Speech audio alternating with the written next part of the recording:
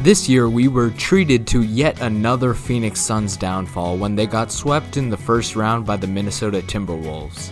As a lifelong hater and professional Cancunologist, the Suns have been the gift that keeps on giving.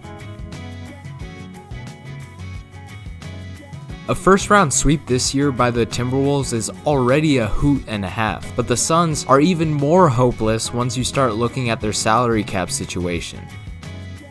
People have a general idea that Phoenix is in a bind because of the Bradley Beal contract and the whole second apron deal, but it's so much worse than that. This is Enron. This is Lehman Brothers in 2008. The Suns have mortgaged their future and their present to field a roster that is, at best, a first-round exit. It kind of makes sense because the new owner, who made all of this happen, got rich off being a mortgage lender. The NBA has what is known as a soft salary cap. Teams are limited on their total roster spend, but there's an intricate web of exceptions that teams can use to spend over the cap. Phoenix will be spending well over the cap, so there's basically 3 meaningful ways they can try to acquire players using these exceptions. And the roster construction for the Suns is so bad that none of these options can save them. The Suns were able to re-sign Grayson Allen, who was good for them this year, and probably give an offer sheet to Royce O'Neal, but that's not the point. This team is clearly not good enough to contend in the West right now.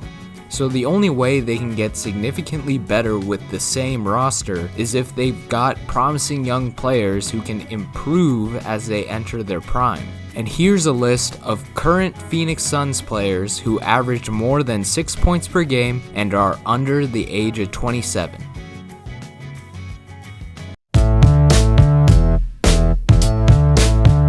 To acquire Kevin Durant, the Phoenix Suns sent a boatload of their future draft picks to the Brooklyn Nets. Then they traded away nearly all of their second-round picks until 2030 for Bradley Beal. You're allowed to sign your draft picks no matter how over the cap you are, and this would be the best way for teams like the Suns to acquire talent. Now the only draft picks they'll have for the next 4 years are the 22nd pick in this year's draft and a end-of-round first in 2026. Because of how boxed in the Phoenix situation is, we already pretty much know what their roster will look like for the next 2 years. It's basically their current roster, their 2024 draft pick, and a bunch of minimum contract players. Phoenix is going to have to rely on so many minimum guys, they'll be calling fringe NBA players left and right saying, "Get ready to unlearn some Chinese, you're coming to Phoenix." If the Suns are a first-round sweep with the roster they have this year, what do you think they'll be when Kevin Durant is 37? Is this even a play-in team? So Phoenix seems to be headed on a one-way train to the 10th seed in the West in 2026. But don't worry, Suns fans, it gets even worse.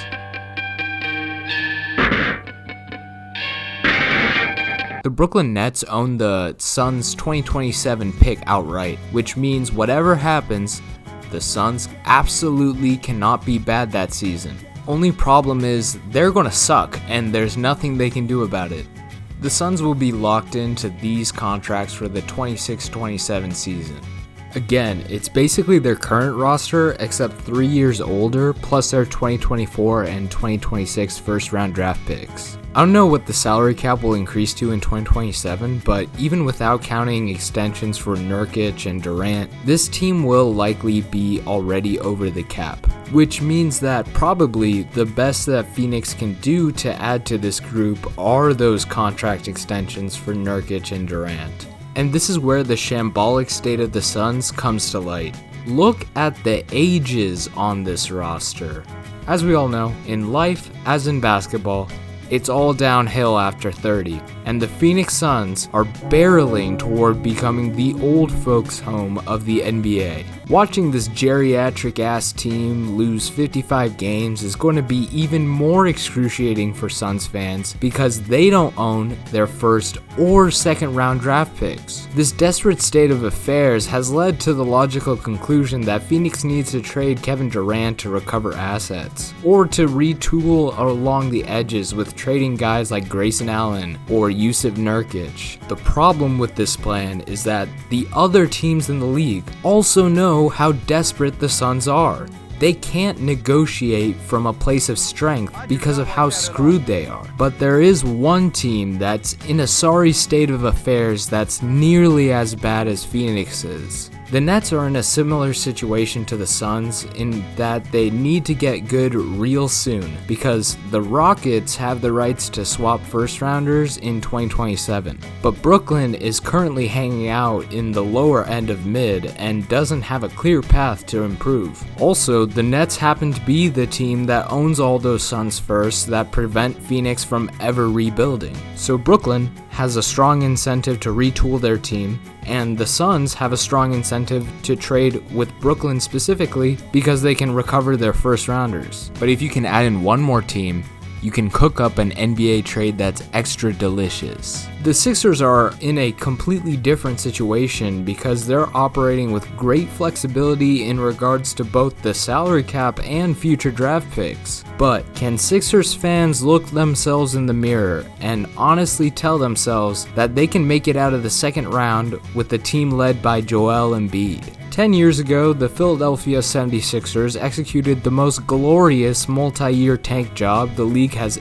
ever seen in order to get top-end talent in the draft and contend for titles later. They became a playoff team, but they also never made it out of the second round of the playoffs. The process was like starting off earning minimum wage flipping burgers at McDonald's, then working your way up to assistant manager. Like, congrats on the promotion, but did you really win? There are signs that the city of Philadelphia is sick of this. They couldn't manage to fill their stadium even halfway with their own fans in their first round series against the Knicks. This isn't just an NBA trade. This is a fire sale. This is a full-blown government bailout package. This would go down as the biggest trade in NBA history. The Sixers receive Mikal Bridges and Kevin Durant. The Nets receive Joel Embiid and Devin Booker. Phoenix receives Ben Simmons, Cam Thomas, Paul Reed, Cam Johnson, and Keita Bates-Diop, along with 4 first-round picks from Brooklyn, 1 first-rounder from Philly, and 3 second-rounders from Brooklyn. Simply put, I believe the next 2 years of Kevin Durant and Mikal Bridges is a better pairing with Maxey than 3 years of Joel Embiid. You can't count on Embiid's injury tendencies to magically get better in the future, and paying him $60 million in 2027 when he's 33 years old is a textbook failure in risk management.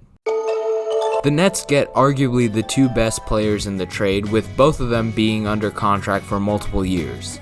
A team with Devin Booker and Joel Embiid definitely has enough upside to win championships. Knicks fans definitely aren't running short on animosity towards Joel Embiid, and if he's playing across town in Brooklyn, the hater potential is truly breathtaking.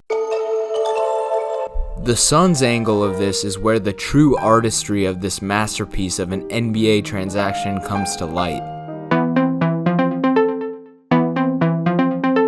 The 2024-2025 season will become the most shameless tank job of all time. The Suns have recovered their first-round pick this year, and the draft class looks solid enough to warrant tanking. Field a roster entirely made up of G-Leaguers if you have to. Call up Caitlin Clark from the WNBA to play for the Suns. Call up your cousin with hoop dreams. Heck, in this hypothetical where I'm the general manager of the Phoenix Suns, put me in at power forward. The only objective of this season is to be as bad as possible and pray you get Cooper Flag.